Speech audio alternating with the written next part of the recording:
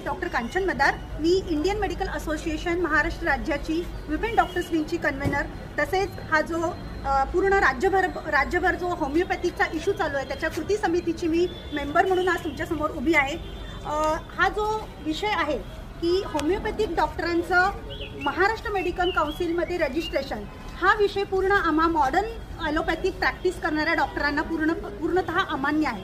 कारण हा प्रश्न आहे विश्वासाचा। होमिओपॅथिक डॉक्टरांचं काउन्सिल हे होमिओपॅथिक काउन्सिल आहे, ॲलोपॅथिक डॉक्टरांचं काउन्सिल हे महाराष्ट्र मेडिकल काउन्सिल आहे। 1 वर्षाचा CCMP नावाचा कोर्स करून जर का आपल्या महाराष्ट्र मेडिकल काउन्सिलमध्ये त्यांना रजिस्ट्रेशन मिळत असेल तर ती गोष्ट आम्हा पूर्ण मॉडर्न मेडिसिन प्रॅक्टिस करणाऱ्या ॲलोपॅथिक डॉक्टरांवर होणारा अन्याय आहे आणि ती अतिशय वेदनादायक आणि संतापजनक बाब आहे। आणि ही गोष्ट आहे मिक्सोपॅथीची, म्हणजे तुम्ही 1 वर्षाचा जर का कोर्स करून जर का तुम्ही ॲलोपॅथिक डॉक्टरांच्या महाराष्ट्र मेडिकल काउन्सिलमध्ये रजिस्ट्रेशन मिळवून तशा पद्धतीची प्रॅक्टिस करत असाल तर हा कुठेतरी तुमच्या पॅथीवर विश्वास आहे का हा प्रश्न निर्माण होतो। त्याचबरोबर जर का सर्वसामान्य नागरिक म्हणून जर का विचार केला तर अशा पद्धतीचा मिक्सोपॅथी किंवा अडल्ट्रेशन किंवा भेसळयुक्त प्रॅक्टिस जर का होत असून जर का पेशंटना त्या पद्धतीनं उपचार पद्धती दिल्या गेल्या तरी कुठेतरी नागरिकांची आणि सामान्य जनतेची दिशाभूल होण्याचा प्रयत्नही नाकारता येत नाही। त्यामुळे आम्ही पूर्ण राज्यभर इंडियन मेडिकल असोसिएशन महाराष्ट्र राज्याच्या अंतर्गत सर्वच पॅथीचे डॉक्टर्स म्हणजे सर्वच ॲलोपॅथिक डॉक्टर्स, त्याचबरोबर अलाइड सर्व संघटना, मग त्याच्यामध्ये गव्हर्नमेंट डॉक्टरांची संघटना जी मॅगमो आहे ती सुद्धा उतरलेली आहे आणि सर्व डॉक्टरांचं जे असोसिएशन आमचं मॉडर्न ॲलोपॅथिक मेडिकल डॉक्टरांचं आहे ते ह्या संपामध्ये उतरलेलं आहे। आणि आम्ही अल्टिमेटम दिलेला आहे। सुरुवातीला आम्ही तहसीलदार कार्यालयामध्ये एक निवेदन दिलेलं आहे।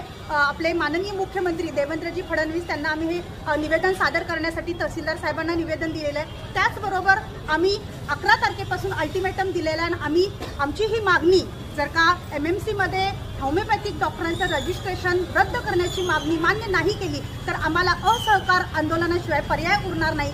तेव्हा सरकारला आमची अशी विनंती राहील की लवकरात लवकर याच्यावर निर्णय होऊन आम्हा सर्व मॉडर्न ॲलोपॅथिक मेडिसिन प्रॅक्टिस करणाऱ्या डॉक्टरांना न्याय मिळावा। मी doctor Abbas Jabale, Indian medical association Chiplun ब्रांचचा प्रेसिडेंट। आज आम्ही माननीय मुख्यमंत्री साहेबांना आम्ही निवेदन देण्यात आलेलं आहे की होमिओपॅथिकवाल्यांना महाराष्ट्र मेडिकल काउन्सिलमध्ये ते रजिस्टर करण्यासाठी ते 14 जुलैपासून त्यांनी परवानगी दिलेली आहे। तर आमची अशी त्याचा विरोध असल्यामुळे आज आम्ही त्यांना निवेदन देण्यात आलं की तुम्ही होमिओपॅथिकवाल्यांना आमच्यामध्ये इन्क्लूड करून, आम्ही त्यांचा आदर करतो पण त्यांची असोसिएशन वेगळी आहे किंवा त्यांचं जे काउन्सिल आहे ते वेगळं, त्यांनी त्यांच्यामध्ये राहावं। पण आमचं असं आहे की ते 6 महिने ते 1 वर्षाचा कोर्स करून त्यांना सगळी जर ॲलोपॅथिकची जर परमिशन दिली गेली तर पुढे पेशंटला त्रास होणार आहे किंवा जे आमचे जे बाकीचे जे ब्रांचेस आहेत जसं की सर्जरी, मेडिसिन, सर्जरीमध्ये सगळी सर्जरी जर करायला मिळत, आज आम्हाला 4.5 ते 5 वर्ष आम्हाला त्या कोर्समध्ये करायला लागतात आणि एवढी आम्हाला प्रॅक्टिस करायला लागते आणि त्या प्रॅक्टिसमध्ये यांना फक्त 6 महिने ते 1 वर्षाचा कोर्स देऊन आमच्यामध्ये इन्क्लूड करणार आहेत। आमची विनंती असं आहे की त्यांच्या काउन्सिलमध्ये त्यांनाच हवं, आमच्या MMCमध्ये त्यांनी त्याच्यात महाराष्ट्र सरकारने त्यांनी इंटरफेअर करावं ते आमच्यामध्ये घेऊ नये।